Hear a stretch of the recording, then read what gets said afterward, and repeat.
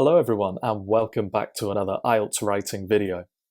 So today we're going to go back to the academic IELTS and we're going to focus on writing task 1 in particular. Now I've said in a previous video that you could be presented with many different task types when you do writing task 1 of the academic IELTS, and most people just expect this to involve for example, line graphs or bar charts or pie charts. But a lot of people forget that you can actually be presented with a process to describe. And just like with the other task types, there are some particular grammatical and vocabulary points that you can use when describing a process. And this is what we're going to focus on in the video today. So then, as always, let's get into it now, and I will share my screen with you. Okay, everyone, so the example I'm going to give you is taken from an academic IELTS writing task 1 from many years ago, and it is about producing leather goods. So this is a typical kind of diagram that you're going to see on an essay that requires you to describe a process.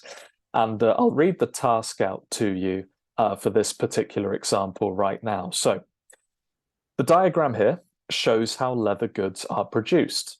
Summarize the information by selecting and reporting the main features and making comparisons where relevant. Okay, so the first thing to make sure of, now this could be something that a few candidates fall for, is the way that the arrows are going. Okay, so a lot of students, if they're rushing, might read this from left to right like this.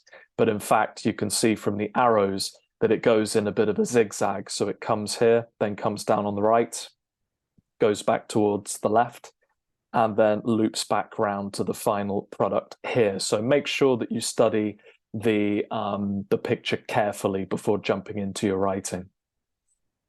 Okay, so now we are going to look into some grammatical points and some vocabulary points that will help you with this. But before I do, I would like to emphasize another very common error that students normally make when they tackle one of these processes. Now then, you start off with animal skin. And anytime I work with this in class and I ask students to just describe the process without writing, usually in the classroom, I just ask them to actually tell me how they would describe the first few steps. And immediately we run into a little bit of trouble because most of the time students start with the subject you, okay? So you take the animal skin, you hang it out to dry, then you take it to the factory by lorry, and already here we're running into problems because you're using the active tense or inactive tense, and active tenses start with a subject, and of course it's natural in English to say you. But we don't know who is doing this. This is an impersonal process. So even though you would be understood if you use the basic subject, verb, object form, it's not the best one to use. So the tense is okay. They're using the present simple, but we need to add something else to the present simple in order to describe this process not only effectively, but formally enough to achieve higher band scores on the essay itself. So let's look into some of those grammar points and vocabulary points. I've already mentioned a couple, but let's go to the next screen and look at them in more detail. Now, I mentioned before that the present simple tense was used by students when they initially describe the first few steps of a process. And this is the correct one to use. Don't overcomplicate things. You don't really need to use any other tenses when describing a general process, because in English, we use the present simple tense to talk about routines, general facts, and processes, not what's happening at this very moment, like the present continuous does, like I am studying or I am teaching now. So we use the present simple to talk about these general facts, and processes come into this. So present simple is definitely what you need to use for this task. But then, as mentioned, you will need to add this, and that is the passive voice. Okay. Now down here, I've got what you need to do. I've described what a past participle is in previous videos, but just to recap, it is the third form of a verb, okay? So for example, go, went, gone, okay? Or anything with ed like play, played, played, okay? So you need to incorporate the rule to be and all of its tenses depending on form. For the present simple, you'll only need is or are, sometimes be, but either way. And the past participle of the main verb that you want to use, okay? And we'll get into that in just a second. Now, the reason we use it is because the passive voice is used when the subject receives an action. And the emphasis is normally on the verb. But more importantly, it is used when the doer of the action is unknown, unimportant, or obvious. And of course, when you're describing a process, the person actually doing the process is indeed unknown. So this is the perfect opportunity to use the passive voice.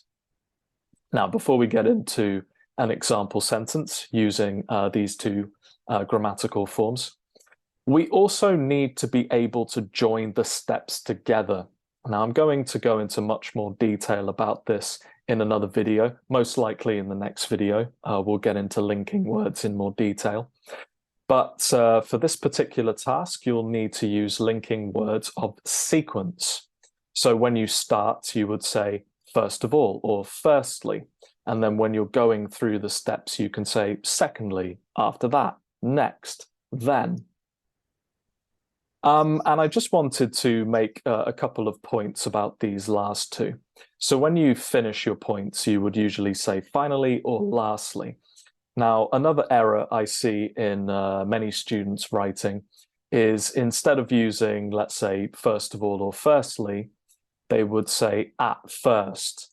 Now, at first actually means something different. It's not used for sequencing. It's used to mean initially. Okay, so I've got an example sentence for how you might use that here. So I didn't like this song at first, but it's really grown on me. Meaning initially you didn't like the song, but now after you've heard it a few times, you actually have started to like it quite a lot.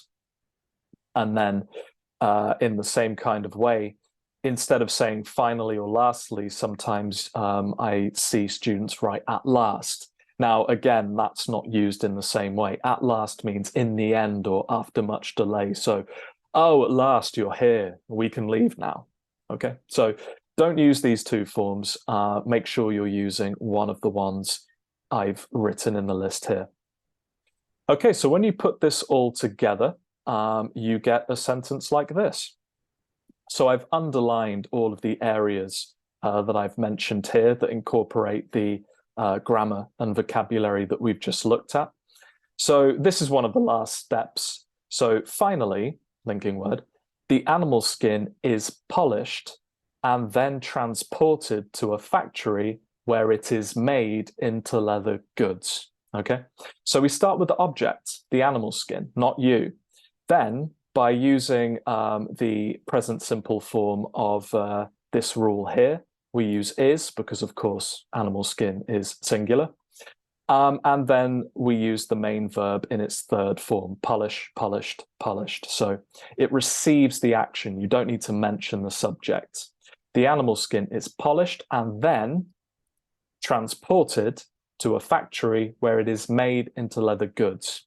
And if I use and we're talking about the same object, you can actually just give the next main verb. You don't need to repeat is. But, you know, you don't have to do that. This is just a way that you can state this. Okay, and that's all from me for these grammatical and vocabulary points. So put these all together and you should be able to use the correct language for one of these processes. Okay, everyone, and that's all from me for another video. If you're working on my website, the task we're going to do now is slightly different. We're going to do a listening task where you can listen to me give you an example of a full process, okay? And hopefully this will be helpful to you in terms of structure, as well as going over the vocabulary and grammar we've seen in the video today. If you haven't bought my course, as always, please consider doing so, and I look forward to seeing you all in another video very soon.